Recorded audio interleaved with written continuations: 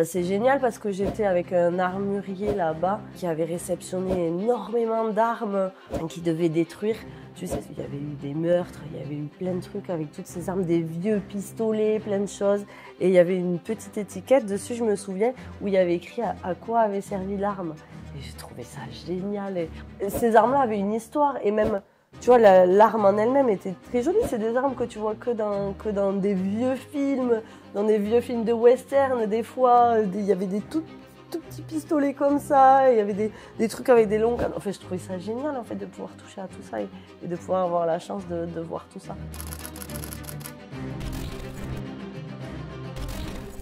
On se retrouve pour un nouvel épisode du podcast Parole de guerrier. Aujourd'hui, on est avec Sonia. Donc Sonia qui était dans les transmissions, qui s'est engagée en 2010 via l'ENSOA, donc l'école des sous-officiers, puis qui a rejoint le 48e RT.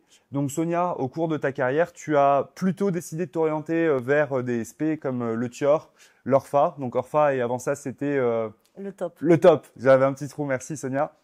Et donc aujourd'hui, tu es avec nous pour nous partager ta carrière, ton cursus. Est-ce que tu pourrais présenter un petit peu les grandes lignes de ta carrière et nous parler de tout ce que tu as pu faire, notamment de tes OPEX. Tu es parti au Niger, en Crète, et aussi tu as pu partir à La Réunion pour des cours de TIOR, de ce que j'ai compris. Donc je te laisse te présenter et nous raconter un petit peu ton parcours. Oui, alors bonjour. En fait, pour te raconter un petit peu mon parcours qui a été fait avec un engagement en 2010. Je me suis engagée en 2010 à 21 ans en tant que sous-officier. Donc j'ai fait le CIRFA comme tout le monde, où on m'a proposé de partir dans les transmissions puisque je voulais en tant que femme faire quelque chose où je pouvais partir en mission souvent, faire du sport. On m'a dit pour une fille, ce qui est bien, c'est les transmissions. Donc j'ai dit ben, pourquoi pas, moi je connaissais rien, donc ça me plaisait. Être sous-officier, ça me plaisait aussi parce que j'avais besoin et j'avais envie de commander un petit peu, je trouvais ça intéressant. Donc me voilà partie à Saint-Mexan en mars 2010 pour 8 mois. C'est quelque chose d'hyper intéressant. Je pense que on me l'a dit avant. Et en fait, c'est vrai, je pense que les 8 mois à Cemex sont les meilleurs souvenirs qu'on peut presque avoir à l'armée parce que ben, on touche du treillis, on n'a jamais vu ça. On est dans une communauté, on est avec des gens avec qui on est 24 heures sur 24, 7 jours sur 7, avec qui on vit énormément de choses positives, mais aussi des choses où on subit un petit peu, entre guillemets, au niveau mental, au niveau physique, et du coup, ça crée énormément de liens, énormément de cohésion. Et je pense qu'en ça, différencié avec le civil, où du coup, étant donné que je suis partie à 21 ans, donc j'ai pas quitté papa-maman directement et suis rentrée à Saint-Mexan comme beaucoup le font finalement en tant que sous-officier. Moi, j'ai déjà un petit peu vécu dans le civil. J'ai fait 2 ans en STAPS avant. J'ai travaillé un petit peu pendant un an. Je connais un petit peu le civil, tu vois. Et, euh, et de m'être engagée dans l'armée là, c'est totalement différent et c'est génial ce qu'on vit en fait. Donc j'arrive avec après avoir donc signé dans les transmissions, donc tu signes au titre d'une spécialité quand tu t'engages en tant que sous-off déjà. Et il y avait des amphis pour nous montrer quelle spécialité on avait choisi, mais c'était déjà trop tard en fait, tu avais déjà signé au titre de ta spécialité. Donc moi, je vais dans mon amphi, je vais regarder un peu ce qui m'attend, et là je fais, mais c'est pas du tout ce que je veux faire.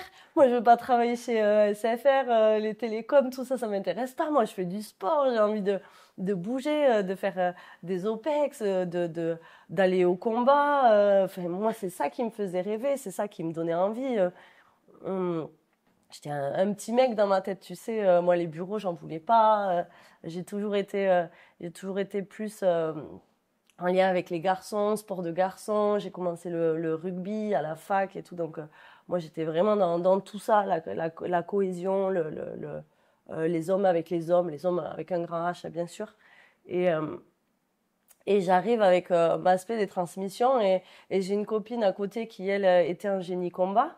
Et ça avait l'air beaucoup plus fun, tu vois. Et je me suis dit, mais non, je veux pas faire ça. Donc, j'ai fait une demande de changement de spé, tu vois. Et déjà, j'ai fait mon premier, compte rendu. J'ai appris ce qu'était le compte rendu à l'armée. Donc, je fais mon premier compte rendu que je donne. Et là, on me dit, mais non, c'est pas possible, en fait. Vous avez signé au titre d'une spécialité.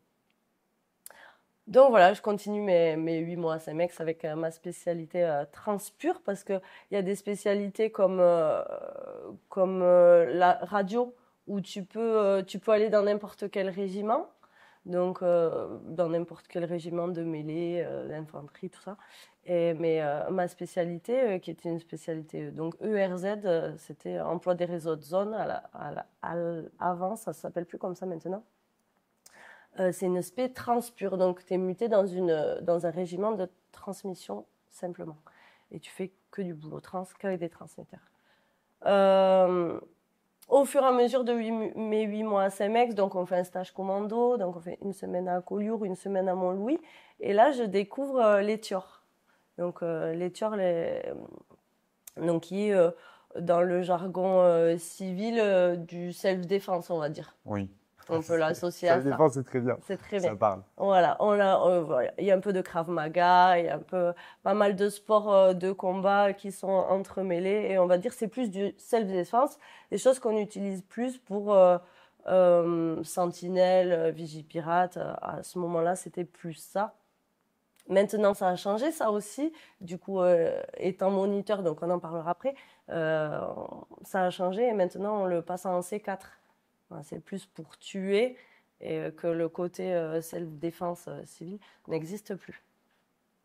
Donc voilà, donc je découvre les TIOR en stage commando et je me dis c'est génial. Et on nous dit oui, vous pouvez passer le moniteur TIOR et tout. Et là dans ma tête, je me dis génial, je vais passer ça déjà dès que j'arriverai au régiment. Comme ça, je changerai un petit peu, je verrai moins ma spécialité, etc.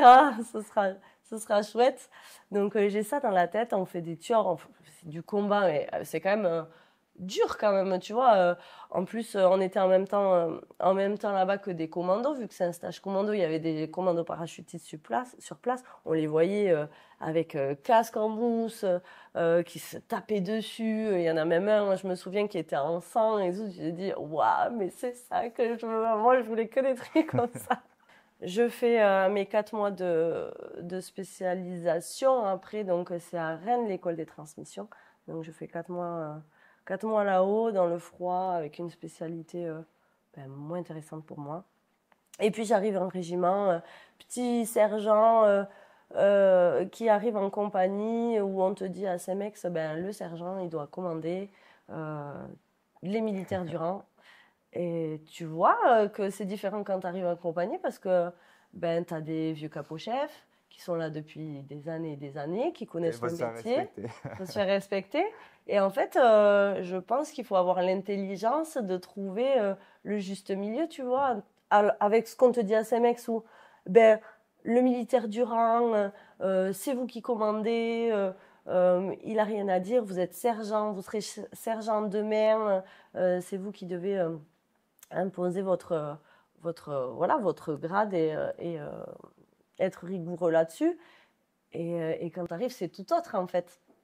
Donc apprendre ça.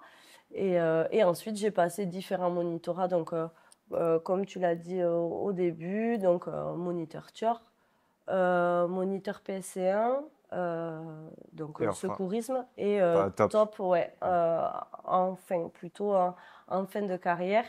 Et recycler ORFA pendant ma réserve finalement. Ça a changé. Et voilà, quelques missions à droite à gauche, comme tu l'as dit. Mais aussi, j'ai eu la chance, puisque je faisais du rugby, d'avoir été appelée par l'équipe de France de rugby militaire pour faire un essai qui a été concluant, puisque je suis rentrée dans le 15 de la Défense en 2012 et aussi dans l'équipe armée-terre qui m'a aussi permis de voir énormément de choses, de chanter la Marseillaise pour mon pays et aussi représenter du coup mon régiment et ça c'est génial. Et avec ça j'ai rencontré aussi plein de monde, j'ai aussi pas mal voyagé, je suis partie dans plein de pays aussi grâce au rugby et grâce au rugby militaire finalement, parce que c'est grâce à l'armée que j'ai pu faire tout ça. Voilà. Et ensuite, sur la fin de ta carrière, donc tu as quitté l'institution, enfin, tu as quitté l'active en 2019 pour Exactement. basculer dans la réserve au sein de ton régiment toujours. Ouais, c'est Et ça. là, actuellement, tu es en mutation pour partir au premier RTP. Donc, ton régiment, 48e régiment de transmission, et premier RTP, premier régiment du train parachutiste. Exactement. Donc, un régiment de largage et de soutien en OPEX. Exactement. C'est bien ça? C'est exactement ça. Super. C'est exactement ça et je suis ravie de pouvoir être mutée dans ce régiment-là. Moi, à la base, j'ai voulu rester au 48. Je suis un bébé du 48, du coup, j'ai pas vécu de mutation, comme on dit dans le jargon. Donc, je connaissais que ça et ayant basculé de l'active à la réserve, où je connaissais tout le monde. Donc moi, je voulais rester dans mon régiment parce que je connaissais les mecs dans les bureaux, le bureau des sports, mes collègues. Quand je revenais faire des missions avec la réserve, je prenais plaisir à continuer les missions de réserve avec les mecs d'actifs que je connaissais. Et aujourd'hui, habitant à Toulouse maintenant, étant proche du premier RTP aussi, pour moi, c'est aussi plus facile de façon logistique. Et en plus, j'ai toujours aussi rêvé d'aller dans un régiment parachutiste. J'ai l'opportunité en tant que réserviste, donc feu en fait. Donc je vais repasser les tests pour être para et l'aptitude médicale aussi. Et puis si tout va bien, je pourrais sauter en parachute 15 ans après m'être engagée à l'armée. Génial. Voilà. Super pour ça. Et Ouais. t'éclater les genoux. Et le dos, j'espère pas. Normalement, tout va bien, je touche du bois. Bon, ils ont changé les voiles il y a 2 ans. Normalement, les nouvelles voiles sont bien. J'espère Très pas bien. tomber dans un arbre. Super pour ça. Mais écoute, merci de nous partager ton parcours. Merci d'être ici pour raconter un petit peu ton histoire. Tu as un parcours qui est super intéressant, je pense, pour les jeunes qui nous regardent, nous écoutent, puisque c'est un parcours, on va dire, de déception d'une spécialité. Et c'est quelque chose dont on parle un peu moins souvent, mais qui arrive quand même assez fréquemment. Et ça, on peut le voir sur plein de spé, y compris l'infanterie.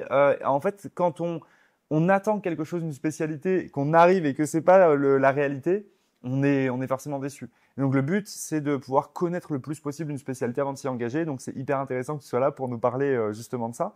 Donc toi, quand tu t'engages à l'ENSOA, tu vois avec le CIRFA ce qu'est les transmissions, t'expliques globalement quoi en fait. Qu'est-ce qu'on te dit? Parce que tu m'as dit que tu t'attendais pas à ce que ce soit gérer des câbles, gérer des antennes. Qu'est-ce qu'on t'a dit des transmissions à ce moment-là? Eh bien, en fait, moi, quand je suis venue au CIRFA, donc, qu'on m'a demandé qu'est-ce que j'attendais de l'armée, moi, j'ai de suite dit, moi, j'ai envie d'aller sur le terrain, j'ai envie de crapahuter, j'ai envie de partir en OPEX, en mission sur le terrain, faire des manœuvres, parce qu'à l'époque, il y avait beaucoup de manœuvres, il y en a un peu moins aujourd'hui. Et on m'a dit, écoute, pour une féminine, les transmissions, c'est très très bien. Parce que évidemment,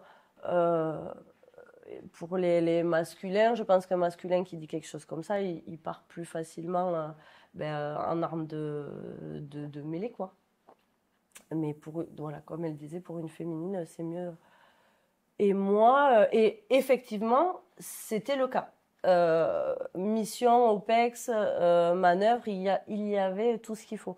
En revanche, dans le métier à proprement parler, c'est pas ce que je souhaitais. Surtout que c'était une année transitoire où ma spécialité tendait à disparaître et on m'a plutôt vendu entre guillemets une spécialité satellitaire, donc quelque chose qui allait s'expanser, les satellites, tout ça. Enfin, tu te dis quand même, ça va être chouette en fait. Sauf que au final, c'est pas quelque chose qui me plaisait à moi quand j'ai vu l'amphi. Aujourd'hui, alors en 2010 et aujourd'hui, bon, il y a quand même 15 ans qui ont passé. C'est totalement différent. Je pense qu'aujourd'hui, les jeunes ont beaucoup plus de facilité à se renseigner sur les spécialités, à savoir quel spé représente quoi, si ça peut leur plaire, avec les réseaux sociaux, etc. C'est beaucoup plus facile pour eux maintenant, il y a beaucoup de choses qui en parlent. Même l'armée parle plus facilement des choses, ben, la preuve avec toi, tu vois. Et puis, on voit beaucoup aussi sur les réseaux sociaux des anciens militaires aussi qui ont des pages à eux, qui me plaisantent même sur l'aspect militaire. Avant, ça n'existait pas, tout ça. On ne pouvait pas se rendre compte de certaines choses que maintenant, on peut plus facilement aller piocher et chercher les renseignements qu'on souhaite. Bien sûr, ça c'est vrai que ça aide beaucoup. Et c'est aussi le but qu'on a avec ce podcast-là, de pouvoir partager la vie concrète de plein de spécialités, plein de cursus différents. Chaque parcours est différent. Dans l'armée, il y a tellement de possibilités que c'est hyper intéressant pour entendre des profils différents s'exprimer sur leur carrière. Donc toi, on t'a vendu une spécialité qui était en transition, donc c'était plutôt antenne, et après vers la partie satellitaire. Exactement. Et donc ça, c'est une spécialité qui consiste à quoi? C'est installer des antennes en mission. Alors, ERZ, c'est ça. En fait, c'est pour dans la verte, dans le jargon, en fait, c'est en plein désert, là où il n'y a rien du tout. Être capable de faire un maillage réseau, c'est-à-dire, moi, je suis avec un équipage de 3 personnes, où je suis le chef de groupe. On monte des antennes de 21,50 m sur des points hauts, avec plusieurs autres équipages à d'autres endroits, d'autres points hauts. Et en montant ces antennes, on est capable de faire un maillage réseau et de desservir sur la zone pour que les officiers fassent leur guéguerre, mais aussi les troupes à pied puissent communiquer entre eux, donc desservir la radio, le téléphone pour les CO et aussi Internet. Voilà. Donc on était là pour desservir tout ça. Et donc moi, j'avais mon équipage à ma charge et également tout mon matériel et également mon camion, puisque c'est moi qui chargeais, déchargeais mon camion, conduisais mon camion. Voilà. Donc j'ai passé le permis poids lourd grâce à l'armée dès que je suis arrivée dans ma spécialité, puisque il fallait que je conduise mon camion avec mon matériel, que moi charge mon matériel pour que voilà, il soit bien ancré, ne tombe pas, et ensuite le décharger, tout monter l'antenne très droite. Attention, ça c'est hyper important. Et, et voilà, avec le haut banage, hein, je me souviendrai toujours de tout ça. Et on regardait à chaque fois que l'antenne soit vraiment droite. Tu vois, 21,50 m, là, tu regardes, tu t'éloignes, tu vérifies qu'elle soit bien droite. Et tu desserres ton petit maillage réseau, voilà, en plein milieu du désert. Et derrière, donc, cette spécialité-là, quand tu es parti au Niger, ça c'était sur cette spé? Alors, non. C'était pour une toute autre chose en relation ensuite avec mon autre spécialité pour mon départ en Crète. Ok, très bien. Ouais. Donc, tu n'as jamais pu vivre opérationnellement ta aspect principal? Non, alors je l'ai vécu beaucoup en manœuvre, mais pas en OPEX. Et voilà, ça va plus mal. Et tant mieux. Oui, mais beaucoup en manœuvre. Et en vérité, même si l'aspect en elle-même ne m'a pas plu, la vie en node, parce que ça s'appelait des nodes, en fait, tous ces déplacements avec les transmetteurs où on faisait ce maillage réseau dans la verte, où on est parti partout en France, c'est quelque chose qui m'a beaucoup plu, parce que la vie en communauté, la façon de vivre, de mettre en place, tu sais, des PLO, là, les patrouilles légères d'observation pour les jeunes, de se relayer la nuit, de manger tous ensemble, machin, de bouger sur chaque point régulièrement. Ça, c'était hyper intéressant, c'est vraiment chouette, c'est vraiment une vie militaire où tu dors en tente, où tu dors des fois en hiver où t'as froid, t'as des choses qui fonctionnent pas, tu dois partir de nuit, des fois tu manges pas très bien. Et moi, c'est ça que je cherchais quand même, tu vois. Donc, et tout ça, c'est génial, ça crée une cohésion de groupe, c'est génial à vivre, c'est des choses que tu peux pas vivre dans le civil. Alors, certes, c'est pas fait pour tout le monde, mais moi, c'est quelque chose que j'allais chercher, c'est ce que je voulais, en fait. En tout cas, c'est super d'avoir aimer ce côté-là, de voir différentes choses. Et ça, très clairement, je comprends que l'ENSOA, c'est ton souvenir le plus marquant parce que en école, on fait beaucoup ça. On fait beaucoup d'entraînement, de terrain de ce type-là, où on va être sur la base. Donc, ça va être, on s'installe à un endroit, on surveille la nuit, on met en place des PLO pour surveiller autour de son campement. Mais après, on mène des petites actions de combat et on s'entraîne beaucoup sur ça. Donc, je comprends totalement. Ensuite, donc, tu arrives en régiment. Et là, tu passes directement les différents stages. Donc, tu commences par le stage TIOR Oui, et ensuite, plus tard, le stage TOP. C'est ça? oui, c'est ça.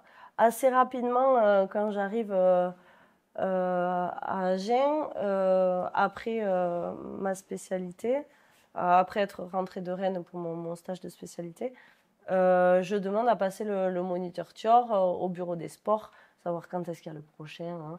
On me dit, ben, d'abord, il faut passer ta FTE TIOR. Donc la FTE TIOR, c'était 3 semaines à l'époque, je me souviens, pour apprendre toutes les techniques de TIOR. Je dis OK. Sachant que j'étais la première féminine donc à vouloir tenter le moniteur TIOR dans mon régiment. Donc je fais la FTE TIOR qui dure 3 semaines, qui est très dure finalement parce que tu fais beaucoup de pieds-poings, tu apprends toutes les techniques de clé de bras, machin, mise au sol, palpation, relevage, des mises en situation sentinelle. Et tu t'attrapes vite des tendinites. Je pense que ceux qui font de la boxe doivent vivre ces choses-là aussi. C'est des douleurs que je ne connaissais pas. Donc beaucoup de tendinites. Le lendemain, tu reprends, tu as des tendinites de la même façon. Bon, tu serres un peu les dents, mais c'est quelque chose que j'aimais. Donc c'était chouette. Et j'ai enchaîné, je me souviens, le monitorat juste après. Donc pareil, il fallait se reposer très très rapidement. Et là, pareil, on me dit, Sonia, du coup, c'était la seule féminine, tu seras la seule féminine. Donc il faut vraiment tout donner. Et là, avant de passer le moniteur, tu as plusieurs exercices. Enfin, tu as un genre de... Comment un examen en fait. Tu as un parcours chronométré et tu as un combat à faire d'agressivité. On te dit un test d'agressivité. Et là, test d'agressivité, ils te mettent un casque MMA, donc où tu peux taper la tête fort. Et voilà, et me voici dans l'arène avec le moniteur TIOR que tout le monde redoute, qui fait des clés de bras à tout le monde, même quand on le demande pas, même quand tu le croises dans le régiment, des fois il te fait une clé de bras. Tu vois un peu ce genre de mec? C'était ça. Un mec très très fort dans sa spécialité qui faisait beaucoup de TIOR, il faisait du Krav Maga à l'extérieur et tout, et on le redoutait beaucoup. Et je tombe sur lui. Je me dis, il faut que je donne tout. Donc voilà, me voilà faire mon petit combat, ça se passe très bien. Je fais le monitorat, ça se passe très bien pour moi et j'obtiens ce monitorat. Ça me fait très plaisir d'être la première féminine moniteur TIOR du régiment. Et voilà, et ça me fait plaisir et je trouve ça chouette de pouvoir donner des cours à des mecs de n'importe quel grade. Voilà, sur de l'agressivité, sur du combat qui est peut-être quelque chose qui n'est pas fait à la base pour une féminine. Et moi, je trouve ça super intéressant. Et, euh, et je pense d'ailleurs, avec cette vidéo, que s'il y a des filles qui nous regardent et qui veulent qui veulent rentrer dans l'armée, que c'est totalement possible, que tout est faisable et que si on a le mental pour, on peut égaler, voire dépasser certains garçons et se faire respecter comme un garçon aussi, sans souci. En les frappant. En les frappant. Non, alors pas en les frappant, mais peut-être en leur montrant que physiquement, parce que je pense que c'est la chose sur laquelle eux nous jugent, entre guillemets. Je pense que sportivement parlant, il faut avoir un plutôt bon niveau. Selon les spécialités, je pense. Hein. Mais en tout cas, moi, dans ma spécialité, dans mon régiment. Et aussi au niveau du caractère, il faut savoir prendre les choses plutôt bien. Enfin, ne pas tout prendre au pied de la lettre et au premier degré. Voilà. Savoir laisser couler certaines choses, mais savoir être ferme quand il le faut aussi. Et donc, une fois ce monitorat TIOR obtenu, ça te permet en régiment d'encadrer des sessions de TIOR de pouvoir organiser des FTE aussi. Oui. Donc les FTE, c'est la formation technique élémentaire Exactement. qui permet, qui est un prérequis pour partir sur Sentinelle et sur d'autres missions. Et donc, on est obligé de faire passer ces FTE. Et ça, c'est une grosse problématique en régiment, c'est d'avoir assez de moniteurs tiers pour faire valider les FTE et aussi pour organiser des sessions de sport de combat. En théorie, un chef de section ne peut pas le faire.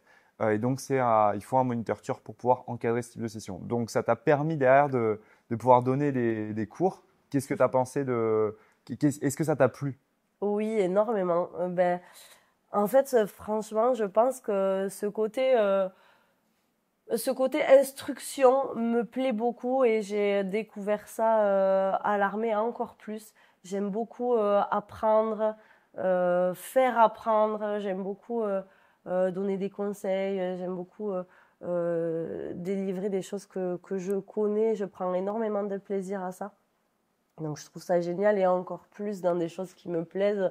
Je suis quelqu'un qui exprime énormément ce qu'elle ressent, ce qu'elle aime et du coup j'aime beaucoup apporter ce que moi je peux ressentir. J'y donne vraiment beaucoup de cœur à l'ouvrage quand je donne un cours comme ça et ouais, les FTE Turcs c'est génial. J'encadre aussi même des moniteurs Turcs, donc des personnels qui veulent demain être moniteurs comme je le suis, on leur fait également des cours qui sera validé par un instructeur et un instructeur doit être obligatoirement présent pour encadrer un monitorat. En revanche, pour une FTE, le moniteur suffit. Voilà. Donc, Et tu as aussi le monitorat tir, donc tir de combat ISTC. Non. Tu l'as pas? Non, je suis pas moniteur tir. Non, je suis pas moniteur. Pourquoi ça? Écoute, je sais pas trop. Parce qu'en général, aujourd'hui, ça se passe à l'ENSOA. Il y a une semaine de monitorat fusil. Oui. Et après, en régiment, il y a la validation du monitorat Glock pour la plupart. Et c'était pas le cas en 2010? Non. On passait que les CATI. Ok. Donc les CATI, le CATI FAMAS à l'époque. Et PA aussi à l'époque. Maintenant, c'est Glock. Bon, forcément, quand le Glock arrive...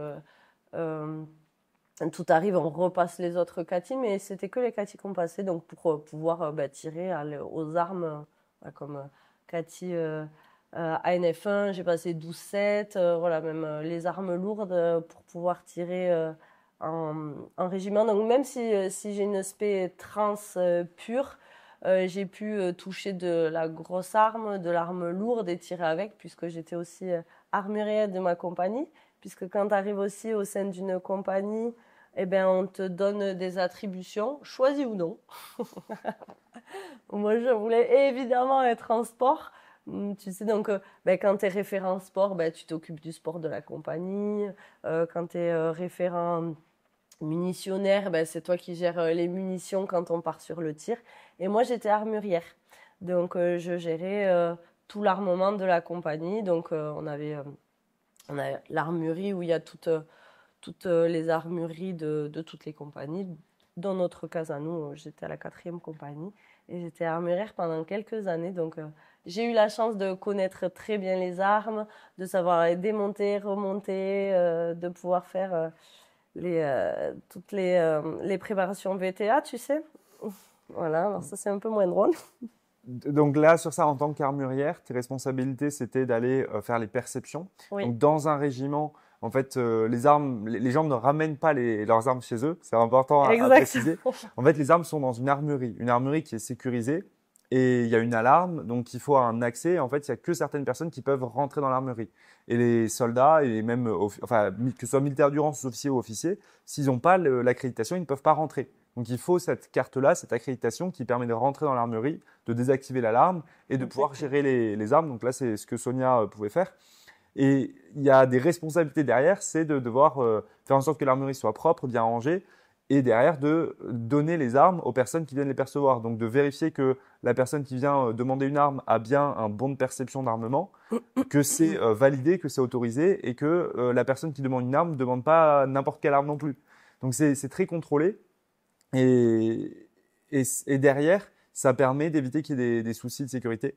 Et ensuite, les armes, il faut savoir qu'une arme, c'est comme une voiture, ça s'entretient. c'est pas comme une réplique d'airsoft, c'est pas comme un jouet en plastique. C'est gras, c'est du métal, il faut les entretenir, il Ça faut en rouille. prendre soin. Ça rouille si on met pas assez d'huile.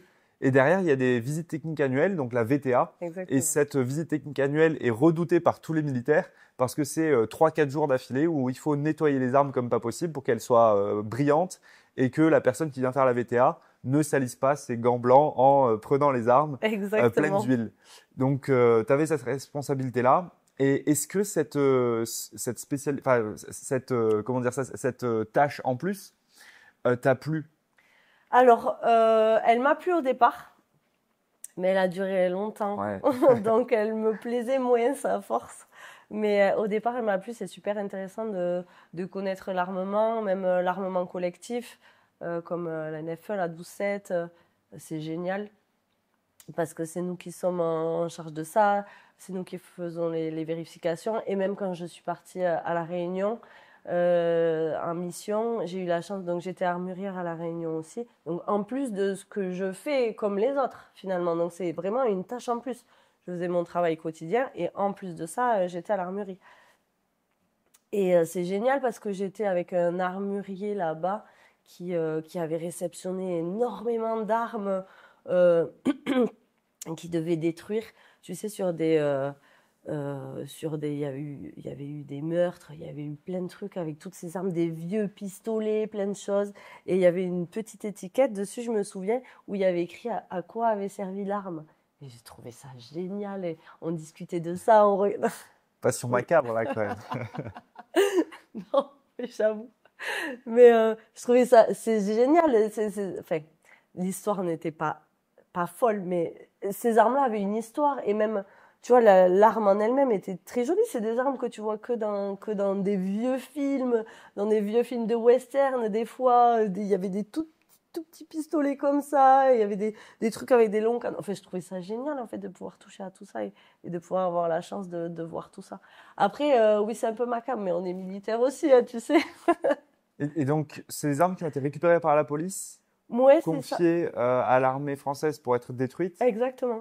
Et vous, du coup, sur les étiquettes, vous aviez le détail de l'affaire, enfin de la personne, qu'est-ce qu'il y avait écrit? Alors, je me souviens pas s'il y avait le nom de la personne, mais je me souviens qu'il y avait à quoi elle avait servi et la date.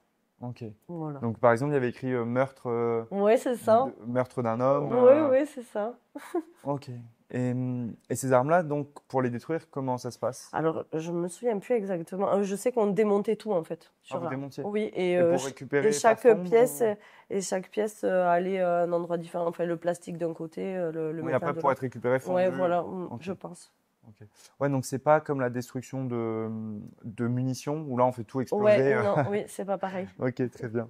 Intéressant en tout cas. Ça, je savais pas que ça pouvait se faire. Je savais pas du tout qu'à La Réunion, l'armée pouvait avoir ce type de mission. Ouais, je sais pas exactement comment ça s'était fait, mais en tout cas, j'ai eu la chance de pouvoir voir toutes ces armes-là et c'était chouette. Super. Et t'es parti à La Réunion à quel moment? Je suis partie en 2013 euh, et c'était vraiment très très bien. Donc 4 mois de mission à La Réunion. Ok. Donc 4 mois de mission en tant que jeune sergent, hein, parce qu'en 2013, je n'avais pas encore beaucoup d'armée. Donc il fallait encore que je fasse mes preuves en tant que chef de groupe. Donc j'étais en plus chef de groupe, j'étais même pas adjoint chef de groupe. Donc c'était moi le chef de groupe avec mes mecs et un stage commando qui est assez dur à La Réunion, le CATR, avec le parcours nautique qui est compliqué. Je me souviens, les marches sont compliquées. Euh, il y a beaucoup de dénivelé à La Réunion. C'était sur 2 semaines le stage? C'était sur 3 semaines Sur le 3 semaines. stage. Ouais. Oui, si je me souviens bien, c'est un des stages les plus compliqués à l'époque. Et je me souviens que on avait un chef de section qui était un jeune lieutenant qui est sorti d'école aussi, qui devait faire ses preuves aussi. C'était compliqué pour lui. Donc c'était une expérience inoubliables. Enfin, moi, c'est des choses que j'adore. Enfin, on dormait pas beaucoup et des fois, on dormait mouillé. Et si je peux te raconter une petite anecdote, donc on avait la section constituée et on venait de faire un parcours nautique, donc on avait les treillis trempés, vraiment trempés. Et là, on avait 2-3 heures pour dormir, donc on se trouve un endroit en forêt. Euh, et certains, alors tu sais très bien qu'un stage commando, au coup de sifflet, tu t'en vas, tu repars sur une autre mission. Donc tu dois être prêt en mesure de déjà habiller les rangers, juste mettre quelque chose sur toi et repartir presque. Sauf que nous, on était tout mouillés. Donc il y en a certains qui ont enlevé tous leurs treillis, pendus dans les arbres, en train de sécher, à s'endormir. Et sauf qu'à un moment, j'entends un bruit. Donc j'étais avec mon adjoint, un chef de groupe qui était un sergent aussi, un peu plus jeune que moi du coup, qui est devenu mon meilleur ami. Je l'entends bouger, faire un petit bruit et ne plus l'entendre du tout. Et je sais qu'il aimait pas les petites souris, les petits trucs comme ça. Je me suis dit, bon, ouais, encore un truc qui le dérange. Et là, donc je me tourne et là je vois le caporal chef donc qui gère l'encadrant et qui dit c'est le caporal chef comme ça. Je me souviendrai toujours de sa petite voix. Et là je suis non. Là je me lève. Il dit, vous avez 5 minutes pour partir. Et tu parles, 5 minutes. Personne n'est parti en 5 minutes. Toutes les affaires étaient pendues à droite, à gauche. Je me souviens, j'avais un vieux capot chef. Il était en slip. Il s'est fait tous ses vêtements. On devait partir. Donc, évidemment, on n'a pas perdu du temps. On n'était pas prêts. Donc, on était reparti sur une marche de au moins 2 heures. Et, enfin, voilà. C'était épique. C'était génial. Vraiment. Moi, c'est pour ça que je suis rentrée à l'armée. C'est pour ça que même si j'ai quitté l'active, je suis restée dans la réserve parce que voilà, tu vis des choses. Enfin voilà, je pense que c'est une vraie vocation plus qu'un métier. C'est top que ça t'ait marqué comme ça et que tu gardes de super souvenirs de ce type de stage. Donc là, ce stage-là, c'était un stage que vous avez fait en section? Oui, Super. Et donc c'était le lieutenant qui gérait la section et qui devait faire en sorte que tout se passe bien. Mais il était en même temps là en tant qu'élève, enfin les encadrants lui disaient là vous faites de la exactement. merde. Exactement. Donc, vu que c'était un jeune lieutenant qui sortait aussi d'école, ben, c'était vraiment pas évident pour lui. Et il pouvait avoir comme ne pas avoir son brevet aussi. Voilà. Ça c'est quelque chose qui est assez marrant dans l'armée, je trouve. C'est sur toutes les écoles, tous les stages, tout ça. En fait, que tu sois lieutenant, capitaine ou commandant, bah, il y a en général, ce sera plus des sous-officiers qui vont gérer, mais il peut y avoir un adjudant, par exemple, qui vient et qui dit bah, mon capitaine, là, ce que vous avez fait, c'est nul à chier, vous avez fait de la merde, exactement ça. faut refaire, voilà. Et pareil sur les projections avant départ, donc c'est des stages à valider pour que l'unité puisse être déployée en mission. Bah, il y a cette même pression-là et un officier peut se faire remonter les bretelles par un sous-officier. Donc, c'est des situations qui peuvent paraître un petit peu décalées. Et dans le civil, c'est quelque chose de compliqué à comprendre parce qu'en fait, dans le civil, bah, le chef, on va pas venir l'engueuler. Mais là, le chef, il y a certains cas où en fait, il est chef, mais il est dans une position où quelqu'un de moins gradé peut venir lui dire l'engueuler, quoi. Ben, disons que, ben, comme on nous dit à l'armée tout le temps, la fonction prime sur le grade. Donc finalement, même s'il est lieutenant et qu'il est chef de section et qu'on part section constituée pour ce stage commando-là, il est élève comme nous, même si au sein de nous, il nous commande. Au niveau du stage commando, il est élève comme les autres. Donc le caporal-chef, par exemple, qui est dans l'encadrement du stage co, eh ben, prime sur sa fonction de lieutenant où lui, là, devient apprenant et élève finalement.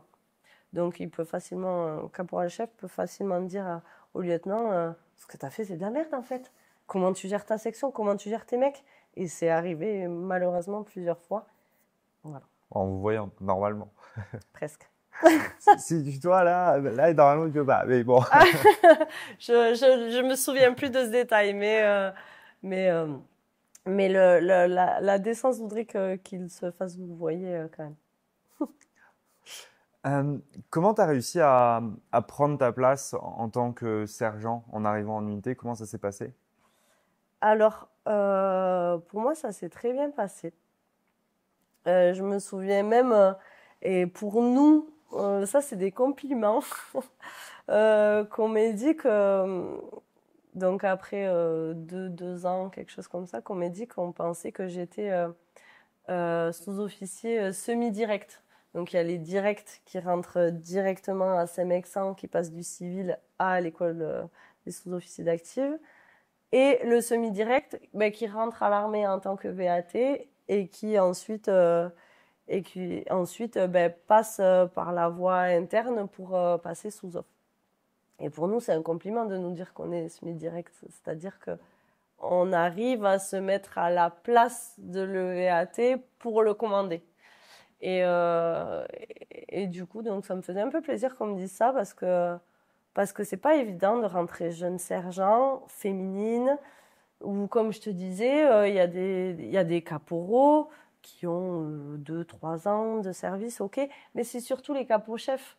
Les capots-chefs qui ont déjà un statut de caporal-chef. Le statut de caporal-chef est quand même, c'est quand même un grade qui est respecté, surtout quand il est caporal-chef de première classe. Et nous, on arrive jeune sergent et je pense qu'il faut savoir rester à notre place malgré tout. Alors oui, on nous fait de la martothérapie à l'ENSO en nous disant demain vous serez sergent, c'est vous qui commandez, vous êtes le premier grade de sous-officier, les militaires du rang, c'est des militaires du rang. Ouais, mais en unité, c'est tout autre. Il faut savoir avoir cette intelligence-là et arriver à faire la part des choses, savoir qu'on a ce savoir de sous-officier, mais aussi savoir rester à notre place, rester humble et se dire qu'on a des choses à apprendre des mecs qui ont plus de bouteilles que nous et commander, pas par le grade, mais plus voilà, avec intelligence, par le savoir et sans faire trop d'excès de zèle malgré tout. Et ce serait quoi les qualités à avoir pour bien trouver sa place en arrivant au régiment en tant que sergent? Je pense qu'il faut savoir mettre une première barrière assez rapidement. Malgré ça, je pense qu'il faut apprendre à connaître ces hommes et, et parler avec eux de ce qu'ils ont fait, de ce qu'ils font, pour savoir où en est chacun et voilà, pour qu'on puisse tous travailler en harmonie et voilà, tout en se faisant respecter malgré tout. Donc, quand tu dis une première barrière, c'est arriver en disant bah, c'est bien moi qui prends les décisions et je suis bien supérieur hiérarchique. Oui. Maintenant, c'est une barrière qu'il faut pas ériger frontalement, mais de manière subtile. C'est Exactement. ça que tu veux soit dire. Exactement. À Saint-Mexin, on nous disait, vous avez le choix de vous voyer vos subalternes ou de les tutoyer. Moi, j'ai décidé de les tutoyer. En revanche, eux me vous voient, puisque forcément, à grade inférieur, on vous voit son supérieur. Donc, moi, j'ai décidé comme ça parce que, bon, déjà, j'ai le tutoiement assez facile, mais je savais que je pouvais malgré tout me faire respecter en ne mettant pas cette barrière-là qui est pour moi très, très franche. Je sais que beaucoup d'officiers vous voient aussi. Vous voyez. Ouais, c'est En subalterne. fait, j'étais toujours dérangé par le fait qu'ils soient forcés de me vouvoyer. Mm. J'aurais préféré que tout le monde se tutoie. Honnêtement, pour moi, le vouvoiement dans la langue française, c'est quand même quelque chose d'assez chiant.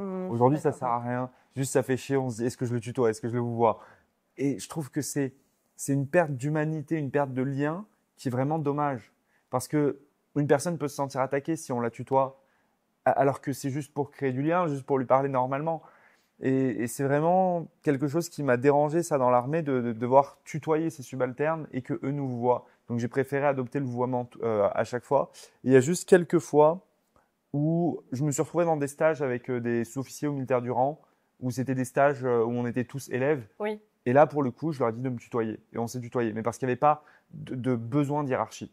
Par contre, à partir du moment où il y avait besoin qu'il y ait une hiérarchie en place, c'est impensable pour un officier de dire à un subalterne d'aller nous tutoyer. C'est interdit. On ne peut pas faire ça. Oui. Donc, je préférais vous voyez les subalternes et eux me voyaient aussi. C'est Moi, je comprends totalement ton choix que de tutoyer parce que c'est le plus naturel, c'est le plus simple. Et quand on a des petits jeunes de 17, 18 ans, bah, eux, ils s'attendent pas à être vouvoyés et ça peut aussi déstabiliser. Oui, c'est vrai. Ben, pour moi, il y a une moins grosse barrière, entre guillemets. On est quand même leur, leur référent direct. Donc, pour moi, les tutoyer, c'est quand même créer un petit climat de confiance et de proximité. Mais tu vois, par rapport au tutoiement, au vouvoiement, je suis totalement d'accord avec toi. Il y a des unités où tout le monde se tutoie, des unités d'élite, en revanche, où ils se tutoient beaucoup parce que les missions sont différentes aussi. Euh, mais je me souviens que ben à La Réunion, par exemple, où avec tes mecs, ben, quand tu pars faire une journée où tu es en quartier libre, ben, il y a des liens qui se créent. Donc, certains te tutoient, mais s'ils avaient le malheur de te tutoyer devant un supérieur à toi, donc moi, mon ADU, par exemple, ben, c'est moi qui me faisais taper sur les doigts, en fait. Parce qu'on me disait, t'es trop proche de tes mecs. Donc, donc, c'est pas évident. Voilà. Donc, faut être capable de. Et aussi, par rapport à ce tutoiement et vouvoiement, il faut être capable de. Ben, en mission, que ce soit ben, Sentinelle, les OPEX, etc. Quand tu pars avec tes mecs et que on est tous ensemble le soir à jouer aux cartes, à faire quelque chose de plus agréable que ce qu'on fait au quotidien. Ben là, des fois, le tutoiement peut un peu s'installer parce que c'est des mecs avec qui on travaille tous les jours et avec qui on est amené à passer du temps off. Donc là, des fois, il y a le tutoiement qui s'installe. Mais il faut être capable, malgré tout, en mission, et ou quand on revient en tant que ben, sergent et sergent-chef de groupe et eux subalternes, d'être capable de hop, remettre cette barrière-là et de se faire respecter. Et vous voyez de nouveau. Voilà. Il faut que nous, on ait cette intelligence-là et il faut que le caporal ou le première classe ou le caporal-chef ait aussi cette intelligence-là, auquel cas il faudra remettre une barrière plus franche, voilà, se faire respecter. Ça fonctionne un petit peu comme ça. Et je dirais que le pire, je pense que c'est pour les militaires du rang qui sont très amis et il y en a un qui devient sous-officier. Ah Et oui, là, il revient sergent dans le régiment et le militaire du rang comprend pas que le sergent exige qu'il le voit en public. Après, en privé, il se tutoie, ça c'est pas un souci. Et parfois, j'ai assisté à des querelles à ce niveau-là de sergents qui revenaient et qui étaient maintenant sergents semi-directs et leurs amis militaires du rang avaient du mal à les vouvoyer et se disaient ah ils se la pètent. oui, Et pas du tout. C'est indispensable à la hiérarchie et même si on aura envie de se dire bah c'est pas grave, c'est mon ami, voilà. Le fait d'accepter que la personne tutoie en supérieur hiérarchique en public, bah, ça donne de mauvaises idées à d'autres et ça vient un petit peu déstabiliser un équilibre et donc c'est important. Mais encore une fois, je trouve que c'est dommage qu'il y ait cette histoire de vouvoiement dans la langue française. Ça, c'est la langue française, voilà, c'est pas exactement, c'est l'armée. différent. Bon. Très bien sur ça, donc c'est hyper intéressant ce que tu nous partages parce que j'ai beaucoup de jeunes, moi, qui me disent j'ai pas envie de m'engager comme sergent direct parce que c'est mal vu, parce que c'est des personnes qui subissent, parce que ils se font insulter en régiment, je sais pas quoi. Et le fait que tu aies réussi à bien trouver ta place, surtout qu'on le dise, hein, en tant que femme, Oui, ça joue aussi. oui, bien Le sûr. fait que tu aies réussi à trouver ta place dès le début, que ça se soit bien passé à tel point qu'on t'a dit que tu étais semi-direct, ça montre bien que c'est pas une histoire d'être direct ou semi-direct, mais que c'est toujours une histoire d'humanité et de Exactement. réussir à montrer qu'on respecte ses subalternes, qu'on est une bonne personne avec eux, qu'on fait le travail et qu'on prend en compte leurs conseils. Et pour moi, ce que j'ai vu le plus qui empêchait d'avoir de bonnes relations, c'est que la personne arrivait en disant je sais tout faire, j'écoute rien, je prends mes décisions, quoi qu'il se passe, c'est moi le chef. Et à partir du moment où on arrive et dit c'est moi le lieutenant, c'est moi qui décide, j'ai déjà entendu des personnes dire ça. Là, c'est que c'est mort. Là, c'est que l'humanité n'est plus là et qu'on se réfère juste à la hiérarchie pour décider. Mais bon. Exactement. Ben, malheureusement, ben, que ce soit à notre niveau sous-officier ou même les officiers, quand les officiers sortent d'école aussi, ben, ils sont officiers, ils doivent commander.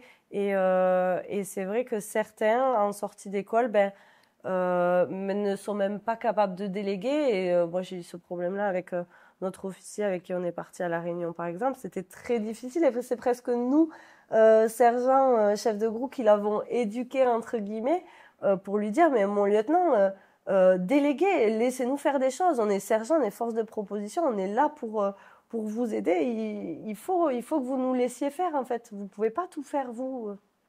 Voilà, donc c'est pas évident au niveau sous-officier, mais au niveau officier aussi, ça peut ne pas l'être. Comment ça s'est fait? Ce que tu as pu faire? Eh bien, donc le rugby, donc j'ai eu la chance d'être dans un régiment où il y avait pas mal de rugby, Agen, terre de rugby évidemment. Et déjà, j'ai eu la chance de pouvoir être bien classée à Saint-Mexan pour choisir mon unité, puisque en fin de cursus, comme on te dit, soit tu choisis ton régiment, soit tu es choisi par ton régiment. Donc j'ai eu la chance, étant originaire du Sud-Ouest, à choisir le régiment d'Agen et pas à partir dans les contrées lointaines comme Douai, Thionville, Lunéville. Ce sont des villes qui ne m'intéressaient pas du tout. Aussi. Exactement. Mais Agno n'était pas présent parce que c'est pas un régiment transpur. Tu vois, nous on avait que des régiments transpur. Ah oui, Agno c'est guerre électronique. Je crois, ouais c'est ça. Je crois que c'est ça.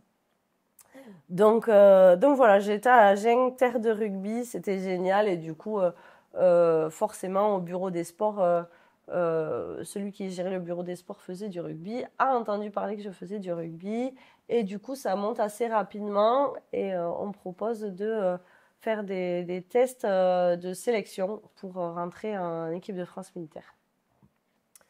En parallèle de ça, je devais passer mon moniteur C4, donc que j'ai du coup refusé.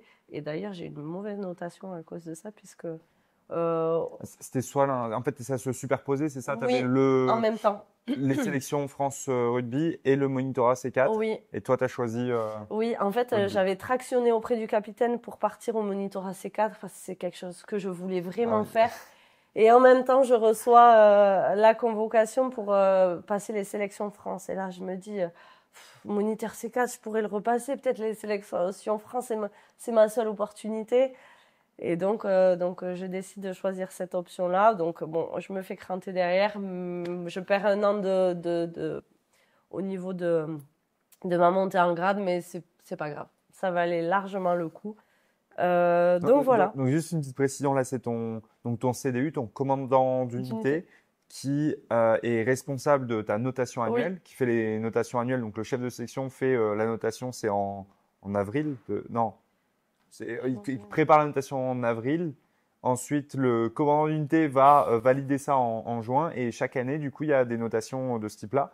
Les notations, du coup, c'est C, B, A et c'est double A. Oui, c'est ça. Et en fonction de ta notation et de ce qu'il y a écrit dessus, c'est comme à l'école, en fait, ça va dire tu es un bon profil ou pas. Et là, cette année-là, comme tu avais insisté pour partir sur un stage et que finalement, bon, il y a une meilleure opportunité. Exactement. Tu dis, désolé, mon capitaine, vous avez fait un effort pour moi, mais je vous plante. C'est un peu ça. Tu as été mal noté à cause de ça. Surtout que c'était pas une décision venant de sa part, puisque lui m'a dit écoute, tu feras le C4, puisque moi, que tu sois en équipe de France militaire, ça n'importe pas à ma compagnie, mais que tu sois moniteur C4, oui. Donc tu ne partiras pas. Sauf que donc, quand j'ai dit que je partais pas finalement en équipe de France, on s'est redescendu à lui et il a été obligé de me lâcher pour partir. Et oui, parce que ça, du coup, c'est au niveau des sélections. Grandes instances. Ils forcent et ils veulent absolument que les personnes soient libres, hors mission. Et du coup, pour un stage, c'est prioritaire. C'est comme pour les championnats de France militaires annuels ou ce genre de choses. Si un militaire n'est pas libéré à ce moment-là parce que son chef refuse, le chef peut se faire sanctionner et là, forcément, ça crée des petits soucis internes. Bon, c'est le fonctionnement de l'armée. Et du coup, ça redescend en pluie fine sur moi qui perd un an, mais c'est pas très grave. Finalement, voilà, depuis... Au moins, tu as été prise en équipe de France. Exactement. Heureusement, parce que si tu n'avais pas été prise...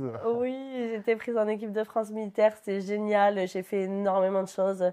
J'ai fait beaucoup de matchs avec l'équipe de France. J'ai fait beaucoup de matchs avec l'armée de terre. Donc, je chante en plus de chanter la Marseillaise le lundi aux couleurs en treillis et au 14 juillet à Paris, que j'ai fait, tu fais aussi, tu chantes aussi la Marseillaise pour un sport que tu aimes et pour représenter ton pays et ton régiment, comme je te l'ai dit tout à l'heure.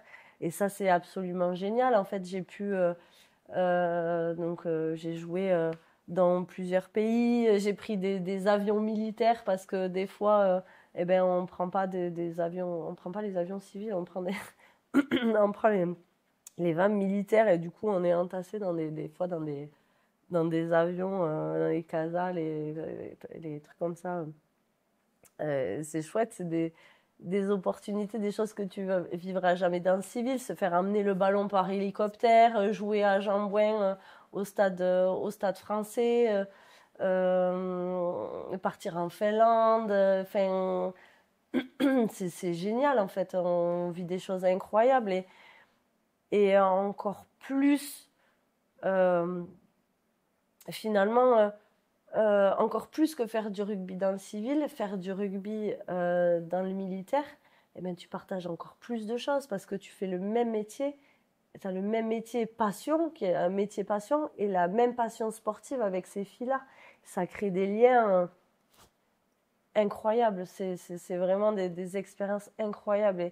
Et quand je pars même avec, même si en équipe de France, on chante la Marseillaise, on fait des matchs internationaux, on part loin, on vit des choses folles, avec l'équipe armée de terre, pour moi c'est même encore mieux parce on est toutes issues finalement de la même armée. C'est une armée très rustique finalement et on vit toutes les mêmes choses dans notre métier et on partage aussi les mêmes choses dans ce sport-là et c'est incroyable, c'est génial. T'es resté combien de temps au sein de l'équipe de France militaire? Alors j'y suis encore actuellement. En tant que réserviste, tu continues Oui, d'aller. oui, Super. ouais, ouais, totalement. Je continue actuellement. Là, les filles, j'ai une pensée pour elles. Elles sont en train de préparer la prochaine Coupe du Monde. Et pas toi? Alors, j'ai choisi de ne pas participer puisque j'ai deux enfants et je ne souhaitais pas les laisser pendant 2 mois. C'est aussi Ah, c'est une des 2 mois. raisons. Ouais. Ok. Alors, il y a 3 semaines de préparation, une semaine de trêve et 3 semaines sur place en Angleterre cette année. Et donc, je loupais aussi la rentrée de mes enfants. C'est pour ça, d'ailleurs, que j'ai basculé de l'active à la réserve et que j'ai pas coupé complètement avec l'armée parce que c'est une vraie vocation. Si j'avais eu le choix de pouvoir faire carrière, je l'aurais fait. Mais à l'époque où je suis partie, il y avait sentinelle au moins 2, 3 fois par an, Ouais. 2 mois de sentinelle, plus les OPEX, c'était 4 mois. Moi, je me suis engagée dans l'armée pour partir à sentinelle, pour partir en OPEX. Et avec mes enfants, c'était pas possible en fait. J'ai refusé le Liban parce que ma fille n'avait que quelques mois. Et moi, ça me déchire le cœur de faire un choix et de refuser une OPEX. Pour moi, j'aime ça. Je me suis engagée pour ça. J'adore. J'adorerais repartir en OPEX si j'avais le choix quand mes enfants seront grands de partir en OPEX en tant que réserviste. Ce serait génial pour moi. Tu vois, et c'est pour ça que je suis restée réserviste, parce que c'est une vraie vocation. Je ne veux pas quitter mon métier, je l'aime vraiment. Et, et par choix familial, je l'ai quitté au quotidien. Voilà, j'y vais de façon ponctuelle. Et c'est pour ça que j'ai refusé cette année la Coupe du Monde. Très bien. Ouais, je comprends.